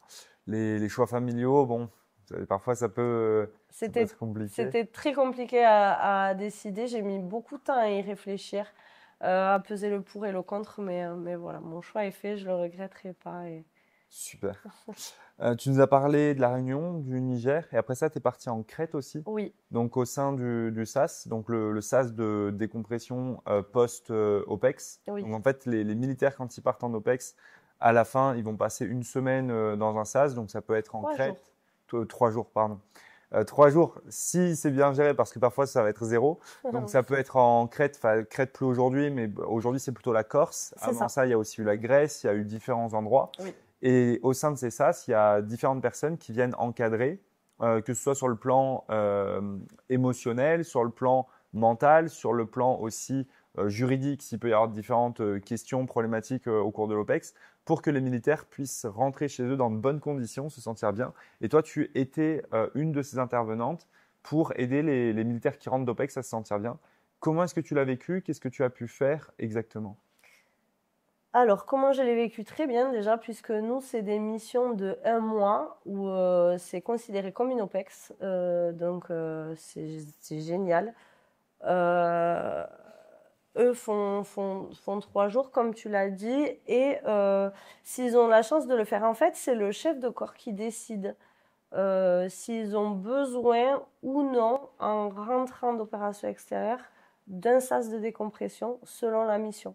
S'ils ont vécu des choses difficiles pendant l'opération extérieure, ils ont droit au sas de décompression. Ce sas a été créé pendant le théâtre en Afghanistan, où il y a beaucoup de choses difficiles qui ont été vécues sur OPEX. Et depuis, ils se sont dit, ben, on ne peut pas faire rentrer les mecs d'OPEX à la maison directement. Faut qu'il y ait quelque chose au milieu pour qu'ils évacuent, pour parler, pour avoir un retour à la vie civile un peu plus soft que de faire ça de façon brutale. Donc voilà, me voilà partir en sas en Crète, très belle destination de vacances, surtout que on part dans un hôtel 4 étoiles, quelque chose comme ça, avec des piscines partout, au bord de la mer. Et nous, on vit vraiment ça comme finalement comme si on appartenait à l'hôtel un petit peu, tu vois, parce qu'on va manger tous les jours, on connaît presque les mecs qui font l'animation le soir, puisqu'on est là 1 mois. Tu vois les gens, les vacanciers venir avec leurs valises et repartir une semaine après, que toi, tu es encore là, tu profites encore du buffet. Donc ça, pour cet aspect-là, c'est vraiment chouette. Et ensuite, sur le côté logistique, donc c'est des VAM, c'est des personnels qui viennent entre 100 et 200 personnes qui viennent d'un coup par avion dans un amphi directement en tenue. Donc là, ils étaient en tenue sable, tous plus ou moins, tu vois, plus ou moins azimutés par leur opération extérieure, avec les officiers, des fois le chef de corps du régiment. Moi, j'ai eu la chance de faire beaucoup de régiments de légion. Je connaissais pas beaucoup le métier de légionnaire. J'ai appris à travailler du coup avec les légionnaires et j'ai beaucoup, beaucoup aimé ça. Vraiment beaucoup. Le légionnaire est un être différent de tout. Non, c'est génial parce qu'il y a beaucoup de mecs de beaucoup de pays différents. Ils sont capables de tous travailler ensemble. Ils ont, pour moi, beaucoup de respect du grade, même de la féminine. J'ai trouvé ça très, très bien, très agréable de travailler avec eux. Ils voient énormément de choses. Ils vivent énormément de choses en opération extérieure. C'est très difficile pour eux. Et vraiment, c'était vraiment très chouette. Ça m'a beaucoup appris de travailler avec eux. C'était en quelle année? En 2018. Donc c'était des retours de Barkhane? Ouais, retour Barkhane, c'est ça. Ok. Donc où certaines vivent des choses pas faciles du tout, puisque nous, en plus d'être moniteurs top, donc à l'époque technique d'optimisation du potentiel, on est là pour eux et on leur dit en amphi, donc en amphi, tout le monde, tous les interlocuteurs qu'ils auront sur les 3 jours parlent à leur niveau. Donc il y aura une psy, il y a un moniteur top, il y a des sports pour faire des activités sportives s'ils en ont envie. Il y a le desk qu'on appelle, le bureau, qui sont là pour leur donner des rendez-vous s'ils veulent avec le psy, et choses comme ça. Il y a le facteur humain, conseiller facteur humain pour le retour à la vie de famille, etc. Et du coup, on leur dit donc à cet amphi qu'ils peuvent venir, ils ont 3 heures obligatoires avec nous en top, mais que hors ça, ils peuvent aussi venir nous voir, parler avec nous s'ils ont des problèmes de sommeil, des problèmes de stress, des problèmes sur des choses qu'ils ont vues là-bas, qui peuvent nous en parler. Donc on est aussi là pour les écouter.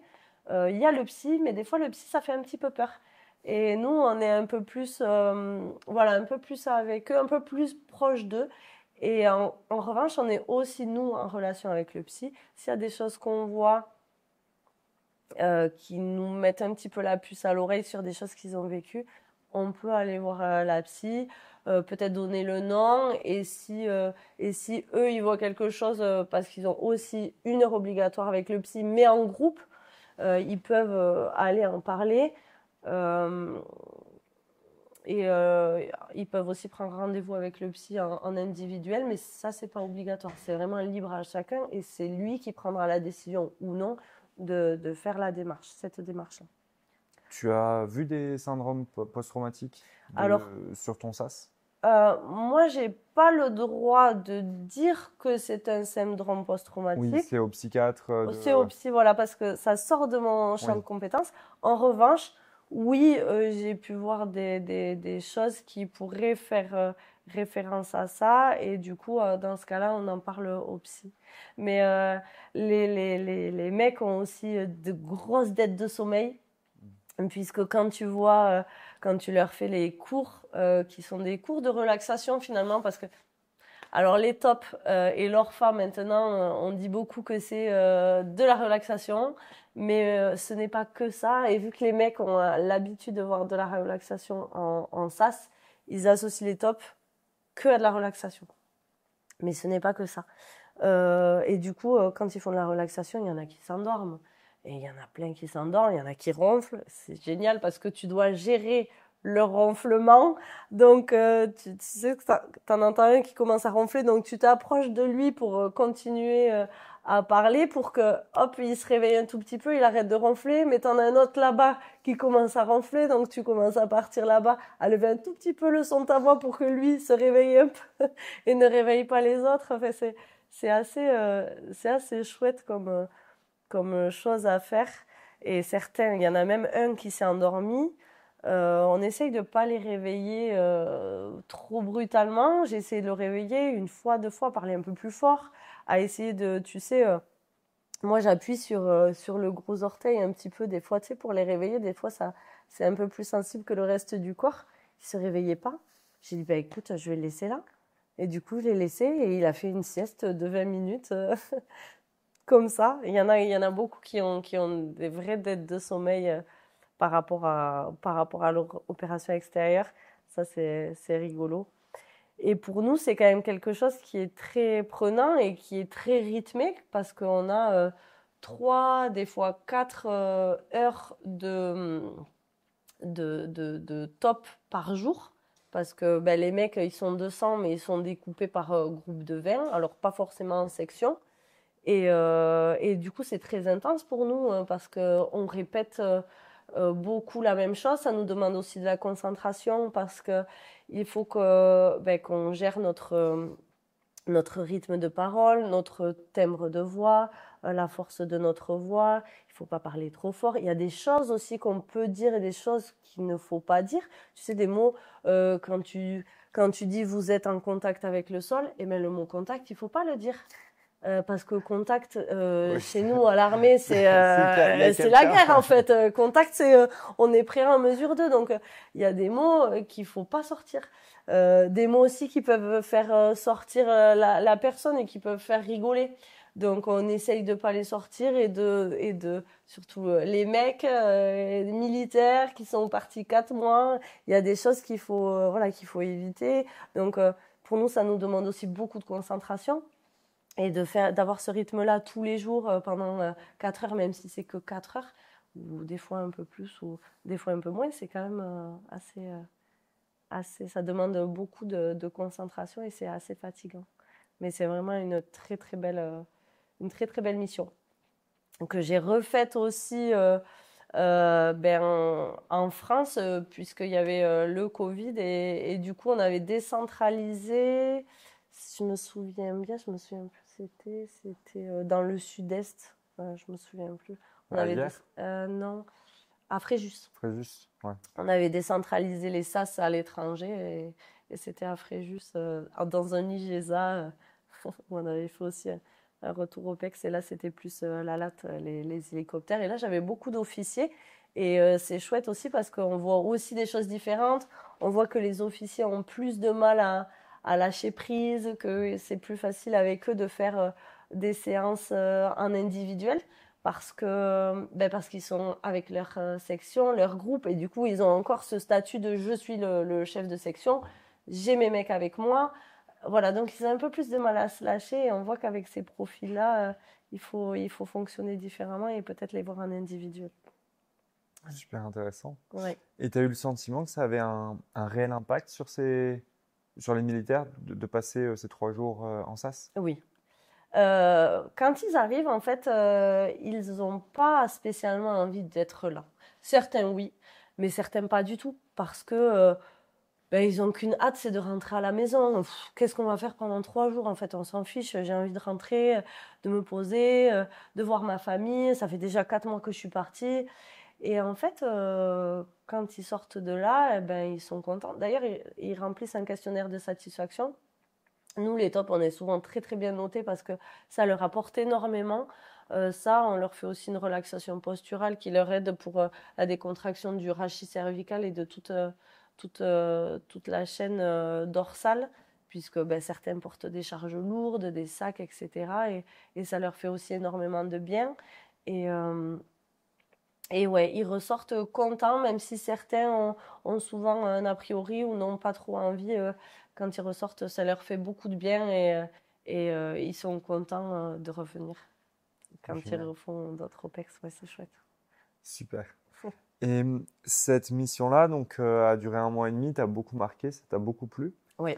Et après, les tops, donc, t'as passé ton monitorat, c'était en 2012 ou pas? Non, mon monitorat top, je l'ai passé assez tard. Je l'ai passé en 2017. En 2017, ok. Je l'ai passé en décentralisé. En fait, le moniteur top se passe soit à Fontainebleau, donc là où il y a les sports. C'est souvent les moniteurs de sport qui passaient ça. Moi, j'ai eu la chance du coup de le faire.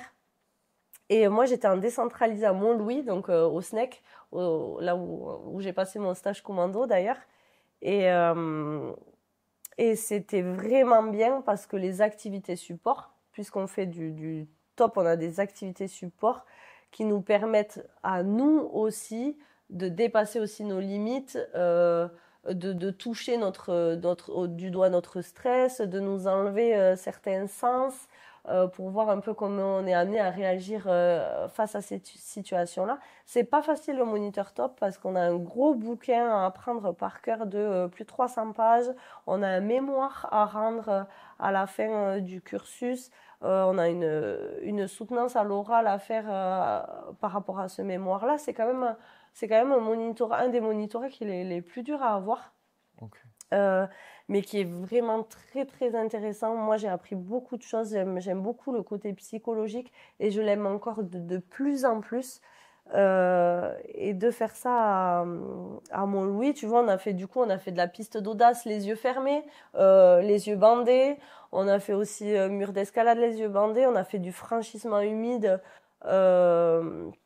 avec très peu de degrés. Je crois que l'eau était à 9 degrés en pleine nuit. C'est vraiment chouette. Il y a aussi des sas où on nous jette dans l'eau les mains et les pieds attachés. Voilà, pour un peu voir notre niveau de stress et comment on est capable de gérer ça. C'est vraiment chouette. Dit comme ça pour des civils, ça va être chouette. Et pourquoi pas? Ok, je savais pas du tout comment se passait le monitorat top parce que en école d'application, je devais passer le monitorat Orpha. Ah oui, Finalement, il y a eu on a commencé à le préparer, à suivre des cours du monitorat Orpha. Mais le monitorat Orpha, c'est 3 semaines et c'est c'est beaucoup pareil. plus rapide. C'est 3 semaines aussi. Ah, ok. Mais Il n'y avait pas d'histoire de mémoire à écrire. C'est vrai, vous avez plus ça? Bah, il n'y avait pas ça. De ce qu'il nous avait expliqué, en fait, on a commencé à suivre des cours en visio et on avait suivi une dizaine d'heures de cours du moniteur Orpha. Mais après, ça a été arrêté parce qu'il y avait des soucis d'organisation et du coup, j'ai jamais pu passer mon moniteur Orpha alors que ça me plaisait. Ah, c'est dommage. Et après, pour le top, en fait, ils nous avaient expliqué qu'ils auraient bien voulu continuer là-dessus, mais qu'ils devaient payer le nom parce qu'en fait, c'est un nom privé et c'est comme le CrossFit, c'est une licence de marque. Et du coup, ils ont préféré créer leur propre truc où ils n'avaient pas besoin de payer. Et en fait, ils auraient dû payer pour tous les moniteurs top et pas une licence annuelle pour l'armée. Et ça revenait C'était un souci financier pas possible, quoi. Oui, en fait, au départ, les personnes qui ont créé le top étaient militaires. Sauf qu'ensuite, ces personnes-là sont parties dans le civil et ont gardé l'appellation top. Et c'est pour ça, je pense, on demandait ensuite à l'armée, s'ils veulent utiliser le top, de payer le fait que ce soit les tops, en fait.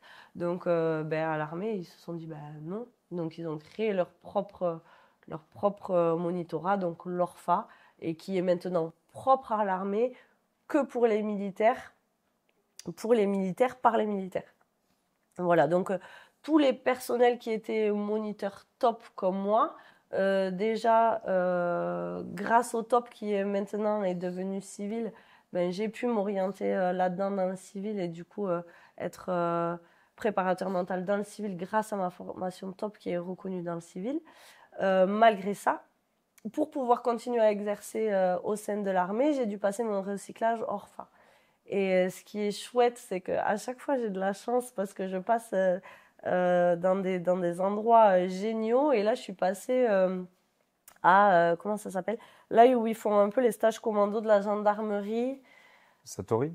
Non, c'est dans le sud, un peu, je sais plus, où ils font, en fait, ils font pas mal de choses pour le maintien de l'ordre et tout. En gendarmerie, je me souviens plus où c'est. Et là, j'ai dû faire, pareil, on a fait des activités support géniales. On a été sur une tour qui fait plus de 8 étages, qui correspond à 8 étages, aller sur une petite planchette comme ça, et longue, très longue en fait, et qui va dans le vide. Comme la poutre du GIGN, qui est Ouais, assez connue. et c'est peut-être celle-là qu'ils Ça, font c'est à en fait. Satori, à côté de Ah, Paris. et C'est pas dans le sud, du coup. oui, c'est là où il y a le GIGN, mais je pense qu'ils font des entraînements là aussi, enfin, c'est un peu la même chose. Et en fait, tu devais aller chercher un patch dessous Ok. et aller complètement dans le vide en fait. Donc ça, c'était une activité support. Et aussi une autre où tu devais être face à face sur une chaise de personnel avec un casque quand même, avec un PA d'un côté, des munitions de l'autre, non approvisionné, non armé, donc le PA vide d'un côté, le chargeur vide avec une bastos à côté. Et au Munition coup réelle? une munition en peinture. Inerte. Attends, Orange. inerte. Ok. Non, même pas inerte, une bille de peinture, quand même. D'accord. Donc face à face à environ 3 mètres l'un de l'autre. Et au coup de sifflet, c'est le premier qui arrivait à tirer sur l'autre. Donc approvisionné, armé, tiré. Et du coup, c'était pour voir notre niveau de stress, en fait. Et voilà, c'est des activités support qu'on fait nous en tant que moniteurs pour pouvoir toucher du doigt ce genre de choses-là et pouvoir le délivrer ensuite quand on fait des cours de top, puisque, comme je te l'ai dit, d'ORFA, puisque évidemment, comme on peut le penser, ce n'est pas que de la relaxation, on fait aussi beaucoup de choses pour la gestion du stress, la gestion des émotions, la motivation, la gestion du sommeil, que ce soit en opération extérieure ou aussi en sentinelle, en mission, en manœuvre, voilà. Donc c'est hyper important, c'est hyper intéressant. J'ai vu beaucoup de choses. J'ai aussi, si je peux me permettre de rebondir là-dessus, ça me fait penser par rapport à l'équipe de France de rugby. J'ai eu la chance aussi d'œuvrer pour une association. Les deux sont liés, mais ça me fait penser à ça. J'ai fait un calendrier au profit des blessés de guerre. Et du coup, j'ai parlé à pas mal de blessés qui ont une résilience extraordinaire. Il y en a avec qui je suis pote maintenant, qui font beaucoup de sport, qui font même les Invictus Games, j'en connais un qui va faire même les championnats du monde de CrossFit, les CrossFit Games aussi, qui était ancien commando, un parachutiste dans l'armée de l'air ou des gendarmes, on fait beaucoup de métiers. Et j'ai eu la chance de faire ça, et du coup de toucher du doigt aussi même les blessés physiques, mais aussi les blessés psychiques avec, comme tu parlais, les syndromes post-traumatiques. Ça me touche beaucoup, ça me donne aussi envie de travailler avec ces gens-là, de leur apporter mes connaissances sur la préparation mentale aussi. Et du coup, j'œuvre maintenant pour cette association-là qui est les Invaincus. Donc, c'est cette association-là. Je ne sais pas si tu en as déjà entendu parler. Les Invaincus, non, ça me dit Ouais. rien.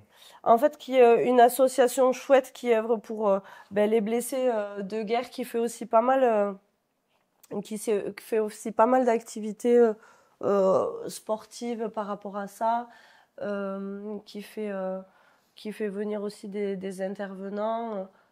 Pour les remettre en situation, pour les faire revenir dans la vie active, et ces gens-là font des choses extraordinaires. Enfin, je trouve ça génial parce qu'on on parle pas assez en fait de ces mecs qui ont été blessés en opération, que ce soit physiquement ou psychiquement, comment dire, les syndromes post-traumatiques, c'est quelque chose finalement qui est abstrait, enfin on le voit pas. Et ça existe et c'est bien d'en parler, c'est bien d'être là avec ces gens-là aussi. Et même si je suis réserviste aujourd'hui, je trouve important de continuer à aider ces gens-là, à travailler avec eux et à les remettre dans le sport ou dans une activité tout autre qui leur plaît et peut-être voilà, rebondir complètement là-dessus, c'est génial. C'est vrai qu'on entend moins souvent parler des blessés. Après, il y a beaucoup d'organisations qui essaient de les mettre en Oui, avant, qui font beaucoup. des choses. De plus Donc, en plus. on le voit quand même de temps en temps. Puis, en général, sur les podcasts, on voit principalement les blessés ou les personnes qui ont vécu des trucs de fou, Oui, des c'est forces vrai. spéciales et tout. Et ici, je voulais pas avoir que des personnes comme ça. Je voulais vraiment 50 000 profils différents qui incarnent euh, toutes les possibilités de carrière qu'on a dans l'armée pour montrer la réalité aux jeunes qui n'est pas juste les forces spéciales et les blessés qui représentent en fait moins de 1% des militaires. Complètement. Donc super sur tout ça. Et juste pour rester sur la partie préparation mentale, il y a une phrase que j'entends beaucoup sur les réseaux sociaux et contre laquelle j'essaie de me battre et j'aimerais avoir ton avis dessus. Dis-moi. C'est que le mental, c'est inné et que ça se travaille pas. Oh, je suis pas totalement d'accord avec ça. Ah, moi, je me bats contre cette phrase. Parce qu'en fait, beaucoup de militaires ou de personnes qui veulent se préparer à l'armée disent bah, le mental, on ne peut pas le développer, on ne peut pas le travailler. Et moi, je fais que dire, mais si, le mental, c'est pas que la résilience qu'on a dans l'armée. Le mental, ça se travaille. Il y a des choses qu'on fait pour ça. Le sport permet d'une part de travailler le mental et toute la partie préparation mentale, ça permet de devenir plus fort. Et si dans l'armée, on a les TOP, l'ORFA, si dans les forces spéciales, il faut intervenir des préparateurs mentaux de haut niveau, si dans le sport de haut niveau, Oui. on a des préparateurs mentaux, je pense qu'à un moment donné, c'est pas pour rien. Donc, j'aimerais avoir ton avis en tant que préparatrice mentale sur ça et sur les manières qu'on peut avoir de développer son mental. Alors, je suis totalement d'accord avec toi. Pour moi, le mental, ça se travaille. C'est pas inné. Alors, c'est vrai que certains sportifs qui sont sportifs depuis qu'ils sont jeunes ont peut-être un peu plus de facilité parce qu'ils ont travaillé justement leur mental un peu plus jeune. Il n'y a rien d'inné du tout. C'est peut-être parce que justement certains sont sportifs et ont fait peut-être des sports de combat qui leur ont amené une certaine rusticité, à penser compétiteur, des choses comme ça qui leur ramènent petit à petit à avoir un mental de sportif, de compétiteur. Mais ça s'acquiert petit à petit. On peut ne pas avoir été sportif du tout, rentrer dans l'armée et acquérir ce mental petit à petit parce que je commence à vivre des choses. Et grâce à l'armée, justement, on peut partir de pas grand-chose, vouloir aimer ce métier même sans être sportif et acquérir ça au fur et à mesure. On nous pousse à ça d'ailleurs. Et si on fait que ce soit 8 mois CMEX1, 2, 3 ans les officiers ou même militaires du rang quand ils font leur classe aussi, on les amène à ça. si on fait du terrain où on dort pendant une semaine dehors, où on nous dit, comme on m'a dit quand je suis rentrée à Saint-Mexan, tiens, vous allez monter votre tente là au cordeau, comme ça. Ah non, y en a une qui est un peu décalée, vous démontez toutes les tentes, vous les remontez là. Non, il y en a une qui est décalée, vous démontez tout, vous remontez là. La tombée de la nuit, on nous dit, non, finalement, ne prenez pas les tentes. Vous allez prendre la bâche qui est dans votre sac, tendre 2 tendeurs rapides et dormir sous la bâche avec votre duvet. Vous avez vu les tentes là que vous avez montées 4 fois? On les verra jamais en fait. Vous dormirez jamais dans une tente. Ça te fait acquérir du mental petit à petit. Ça, c'est des choses que l'armée nous inculque pour petit à petit nous apprendre à devenir un petit peu rustique, à venir un petit peu repousser nos limites. Donc ça, c'est inculqué par nos cadres de contact, mais aussi, comme tu le dis, avec la préparation mentale plus tard. Ou même dès le début, parce que maintenant de plus en plus on est employé en tant qu'ORFA pour apporter des tips, des choses sur la gestion du sommeil, la gestion du stress, sur la motivation. C'est des choses qui s'acquièrent petit à petit, en mission aussi. Et comme tu l'as si bien dit, les forces spéciales ont un préparateur mental à eux, puisqu'ils vivent des choses aussi différentes, donc ils ont besoin de quelqu'un qui est spécialisé dans le domaine. Donc réellement, la préparation mentale s'acquiert petit à petit. On a besoin de préparateurs mentaux pour tout. On dit maintenant et enfin que la préparation mentale, c'est 70% du travail. Que le reste, c'est le côté sportif, voilà ce qu'on a plus dans les jambes, dans notre corps, nos muscles, etc. Et que 70% du boulot, c'est notre mental. Et ce mental-là, pour moi, il s'acquiert vraiment au fur et à mesure. À chaque fois qu'on vivra des petites choses, tiens, j'ai dormi que 3 heures, mais on me demande quand même de faire une journée complète, de tirer dans la cible alors que j'ai dormi 3 heures, de gérer mon souffle, de gérer mes émotions et de tirer, de faire ça toute la journée. Et de redormir 3 heures et de refaire ça. Mais aussi, je n'ai pas beaucoup mangé. Je commence à avoir faim. Mais je ne l'ai pas vécu ça dans le civil. À chaque fois que j'étais chez ma maman ou chez moi, j'ai mon frigo. J'ai plein de choses dans mon frigo. Je peux manger tout ce que je veux. Et ça, à l'armée, c'est pas comme ça en fait. Quand tu fais des stages commando, tu peux pas manger quand tu veux. Tu as ta ration 24 heures. Tu l'as pour 24 heures. Et puis, tu essayes de faire en fonction. Et des fois, en stage commando, on t'enlève ta moitié de ta ration. Tu dois faire une ration pour 2 personnes pendant 24 heures. Donc là, tu manges encore moins. Tu as ton ventre qui gargouille. Donc, tu apprends à mentalement te dire, je mangerai peut-être plus tard. Ma faim, il faut qu'elle passe parce que je vais pas manger tout de suite et je sais pas quand est-ce que je vais manger. Tout ça, c'est petit à petit que ça s'acquiert et c'est grâce à... On est formé pour ça, toi cadre en tant qu'officier et moi en tant que sous-officier, on est formé à employer les jeunes et à faire en sorte qu'ils dépassent leurs limites. Et moi, c'est pour ça qu'aujourd'hui, même en étant réserviste, je prends beaucoup de plaisir à faire de l'encadrement. Tu vois, j'encadre beaucoup de FGE, FGI et j'adore ça parce que j'aime beaucoup leur apprendre ça, leur apprendre à dépasser leurs limites, à montrer aussi aux réservistes qu'ils peuvent être amenés à partir sur Sentinelle comme des mecs d'active et en même temps qu'eux et à faire exactement la même chose qu'eux avec moins de temps, moins de moyens. Et pour moi, c'est important de leur montrer qu'il faut avoir la même pêche, la même rusticité et voilà quoi. Pour moi, c'est un tout et je pense que voilà que même les caporaux, je parle de sous-officiers, officiers, les caporaux aujourd'hui avec leur FGE, on leur apprend cette rusticité là et à montrer aux jeunes que demain voilà, et il faut avoir un mental solide pour pouvoir faire toutes les missions qui leur sont confiées. Pour moi, il y a quelque chose qui incarne quand même pas mal cette préparation mentale qu'on a dans l'armée quand tu parles des classes. C'est que la première marche qu'on fait, ça va être une petite marche de Oui, 5 km. La deuxième, elle va faire 15 km. La troisième, elle va faire 30 km. Et on monte progressivement. c'est ça. Pourquoi? Parce que si on commence par celle de 30, mais le taux d'abandon en CFIM, il explose, c'est pas Exact. possible.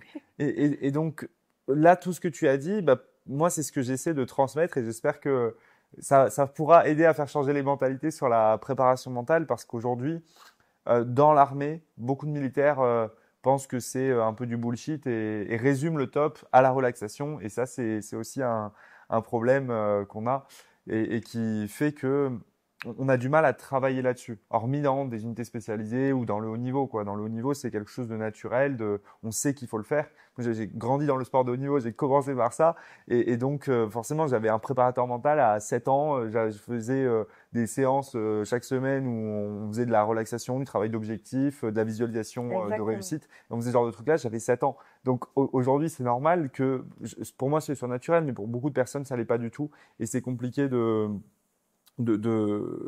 faire changer ces mentalités à ce niveau-là. Et je te remercie pour ce témoignage-là qui aura peut-être un impact sur nos auditeurs. Oui, avec plaisir. Donc aujourd'hui, tu t'es consacré dans ta vie civile à la préparation mentale et tu as décidé de te reconvertir là-dedans. Et tu as un petit peu laissé de côté du coup la partie self-défense, on va dire.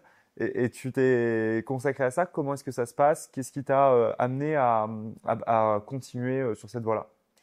Alors, ben, le fait déjà d'avoir rencontré quelques blessés, le fait de partir en opération extérieure, le fait d'avoir fait ce SAS en Crète, mais aussi celui à Fréjus, euh, et tout ce qu'on voit au quotidien en mission, euh, m'a donné envie déjà de continuer les tops et du coup de basculer hors fin. Et faisant du sport depuis que j'ai 5 ans, j'ai fait beaucoup de sport de combat jeune. J'ai basculé dans le rugby à 18 ans, mais j'ai toujours fait du sport.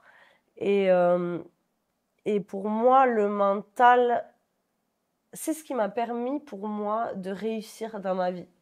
Je pense avoir euh, faculté mentale peut-être plus importante que physique, même si physiquement ça va très bien, mais je pense que grâce à mon mental, j'ai réussi physiquement et j'ai réussi aussi dans ma carrière professionnelle et sportive. Et j'ai envie demain, aujourd'hui, de montrer à tout le monde et de convaincre tout le monde. Tu sais, quand tu es intimement persuadé de quelque chose, euh, tu vois, je donne l'exemple de la religion, mais tu sais, il y a des gens qui sont tellement convaincus que dans la religion, que ça existe ou quoi, ils ont envie Eh ben moi, c'est pareil, je suis tellement intimement convaincue que la préparation mentale, que le mental, que développer son mental, faire des exercices au quotidien au même titre que la préparation physique ou à l'armée, on nous dit que le drill, c'est hyper important. Le drill, c'est la répétition. Le drill, c'est hyper important de répéter, répéter, répéter. Ben, on acquiert des choses qui deviennent finalement réflexes après et on les fait naturellement. Ben, la préparation mentale, pour moi, c'est la même chose. Et j'ai envie d'inculquer aujourd'hui et demain que la préparation mentale, pour tout et pour tout le monde, c'est hyper important, au même titre, voire plus que la préparation physique. Enfin, quand, quand le mental est là, même si le physique commence à lâcher, et on le voit aussi chez les sportifs blessés ou sur les blessures ou quoi, ou que quand le mental est là, ben, des fois ça peut dépasser le physique et même il y a certaines blessures physiques qui disparaissent grâce à cette force mentale-là. Enfin, on connaît l'effet placebo. C'est quelque chose d'extraordinaire. On sait aussi aujourd'hui que on peut guérir, on peut opérer quelqu'un sous hypnose, chose qu'on ne connaissait pas avant, que comment l'anesthésie générale était obligatoire. Aujourd'hui, plus. Euh, le mental, on voit et on commence à voir que ça prend une telle importance. pour moi, c'est si important. J'ai envie et j'ai besoin de... Et je suis tellement intéressée par le côté psychologique et de plus en plus, tu sais, quand tu apprends des choses et que ça te plaît, tu creuses encore plus, tu apprends encore plus. Et moi, j'aime tellement ça, j'ai vraiment besoin de démontrer que le mental est aussi important, que moi, j'ai réussi grâce à tout ça à me former mentalement, puisque en fait, j'ai connu la préparation mentale il y a aussi quelques années avec un préparateur mental qui nous suivait en équipe de France militaire. Et je me suis dit, je veux faire ça, c'est génial. Il nous faisait un peu d'hypnose aussi et il nous montrait même l'hypnose de spectacle. Et pour moi, c'était que du spectacle. Les gens qui nous montraient ça à la télé, c'était des acteurs. Sauf que j'ai une copine à côté de moi qui s'est fait hypnotiser et qui avait oublié le chiffre 7. Elle était à côté de moi. Elle s'est fait hypnotiser devant moi, à côté de moi. Donc, c'était pas inventé. C'était vraiment. On lui demandait de compter jusqu'à 10 avec ses doigts. Elle faisait 1, 2, 3, 4, 5, 6, 8, 9, 10, 11. Et lui dit, mais non, tu sais bien qu'on n'a pas 11 doigts. Recompte. Elle recompte. 1, 2, 3, 4, 5, 6. Elle bug. 8, 9, 10, 11. Et lui dit, mais non, mais réfléchis. T'as pas 11 doigts. Et là, elle réfléchit. Elle ne comprend pas. Elle avait complètement oublié ce chiffre 7. Et toi, quand tu es à côté et que tu vois ça, tu te dis, mais waouh, mais c'est fou en fait ce qu'on est capable de faire, ce que le cerveau humain est capable de faire, ce que l'hypnose est capable de faire. Et depuis ça, je me suis dit, je lui ai dit, mais en fait, à quoi comme formation? Il m'a dit, je suis moniteur top. Et je lui ai dit, mais c'est ça. Même pour l'hypnose, il a passé quelque chose. Oui, en plus. Oui. Il a passé un. Mais vu qu'il était un militaire, parce que ceux qui interviennent au sein de l'équipe de France militaire doivent être militaires. Donc, je lui ai demandé ce qu'il avait comme formation militaire. Donc, il avait le moniteur top. Et en plus de ça, il avait passé une formation d'hypnose pour faire de l'hypnose. Et l'hypnose de spectacle. Et après, il s'est spécialisé aussi en hypnose.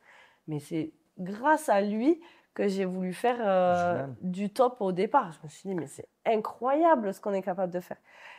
Et de fil en aiguille, voilà, me voilà là. Et je voulais basculer, quand j'ai basculé dans le civil, je voulais directement créer ma boîte et être préparateur mental. Je ne connaissais pas du tout le monde civil, donc j'ai travaillé un petit peu.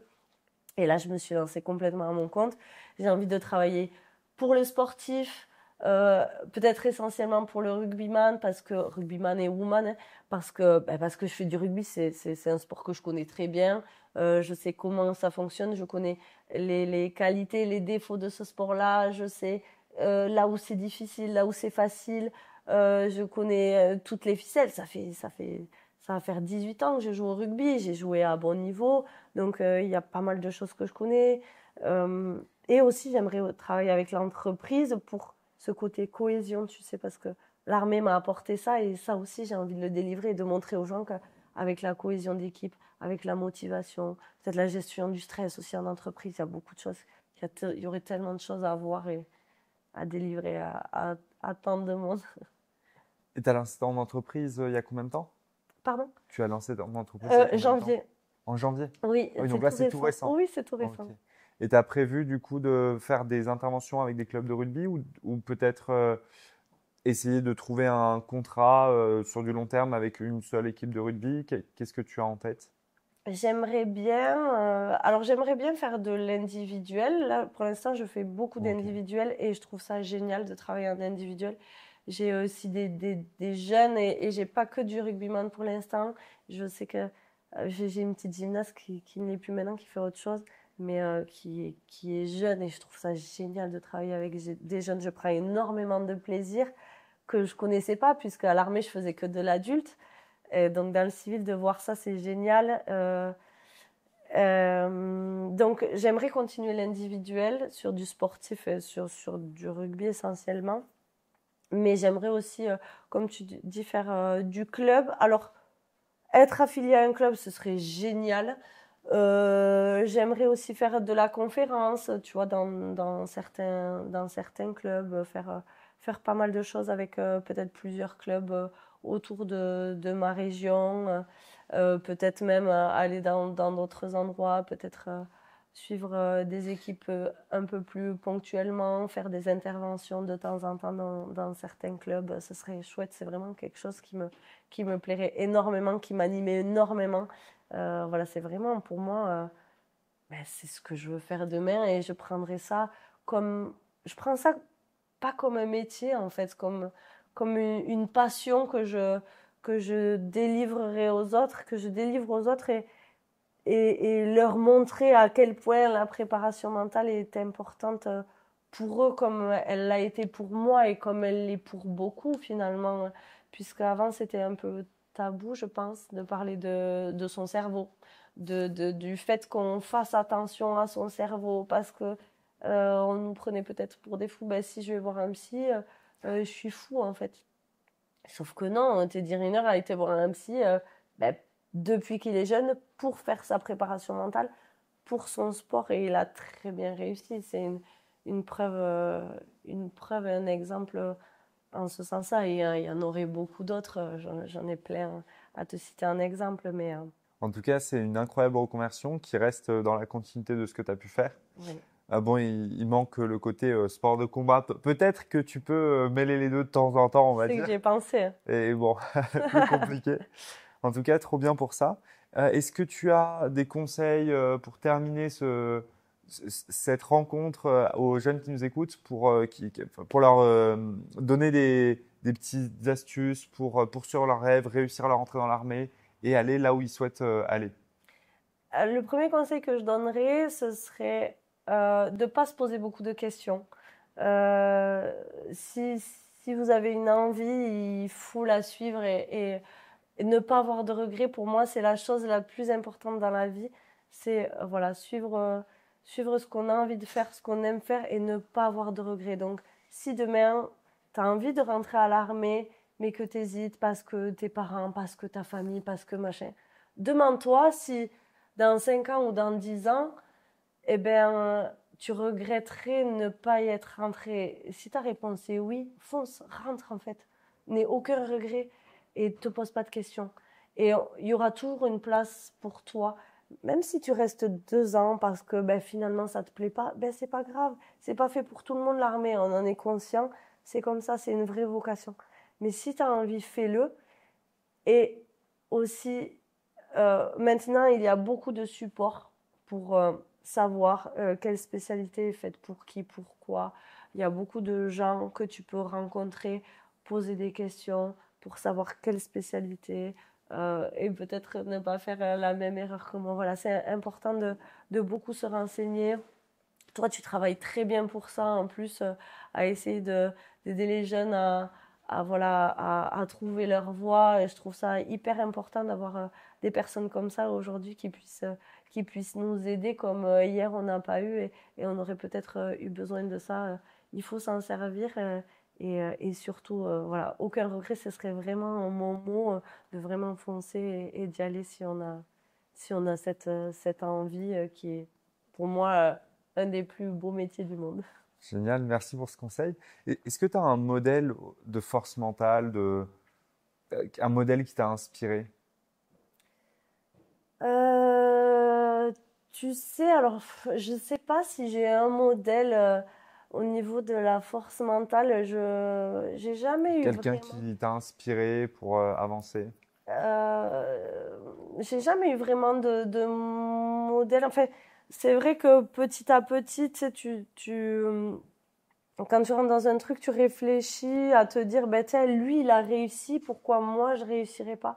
Alors, j'ai un, j'ai un mentor en préparation mentale en ce moment, avec qui je travaille beaucoup et avec qui je vais aussi beaucoup travailler pour réussir dans la préparation mentale, euh, avec qui on travaille en synergie et qui est aussi mon préparateur mental parce que, oui, en tant que préparateur mental, on peut aussi être suivi en prépa mentale et du coup c'est même hyper important je trouve d'être suivi soi-même en préparation mentale et de délivrer de la prép mentale. Ça, c'est clair. Je le dis tout le temps. On me dit oui, mais il n'y a pas besoin d'un coach pour rentrer dans l'armée. Et je dis mais même moi, j'ai des entraîneurs, j'ai des coachs pour Mais oui, performer. Si on veut bien progresser, bien s'entraîner, faut avoir des personnes autour de nous qui nous guident. Et il y a des phrases dans le business qui sont hyper intéressantes. Et c'est une phrase que j'ai entendue plusieurs fois. C'est pour vraiment bien avancer, il faut avoir un mentor qui nous guide. oui. Il faut avoir un ami au même niveau qui avance avec nous et il faut avoir quelqu'un à qui on transmet. Et c'est comme ça qu'on peut vraiment progresser le plus vite possible parce qu'on va en même temps instruire, en même temps être éduqué et en même temps pouvoir se comparer, se challenger. Et c'est ça qui permet d'aller le plus loin possible, que ce soit dans le sport, dans l'armée ou quel que soit le milieu. Et toi, dans la préparation mentale, le fait d'avoir quelqu'un pour te guider, c'est indispensable. Je suis totalement d'accord avec toi. Mon mentor aujourd'hui, c'est un peu lui mon modèle parce que il est parti de pas grand-chose. Aujourd'hui, il réussit énormément dans ce qu'il fait. Et moi, demain, c'est ce que je veux. Et j'espère que je serai une figure de la préparation mentale dans le rugby, pourquoi pas? Je te le souhaite en tout cas. Merci beaucoup Sonia d'être venue aujourd'hui. Merci à toi. Ça clôture du coup notre podcast. Tu nous as partagé énormément d'informations hyper intéressantes. Tu as un parcours qui est super intéressant. Tu es la première femme sur ce podcast à venir témoigner, donc c'était vraiment top. Pensez à mettre un maximum de commentaires pour Sonia, pour partager vos questions. Mettez un maximum de j'aime. Si vous nous écoutez actuellement sur Spotify ou autre, pensez à mettre 5 étoiles sur le podcast. Sonia, merci encore une fois. Merci à Je toi. vous dis à très vite. Abonnez-vous. Force!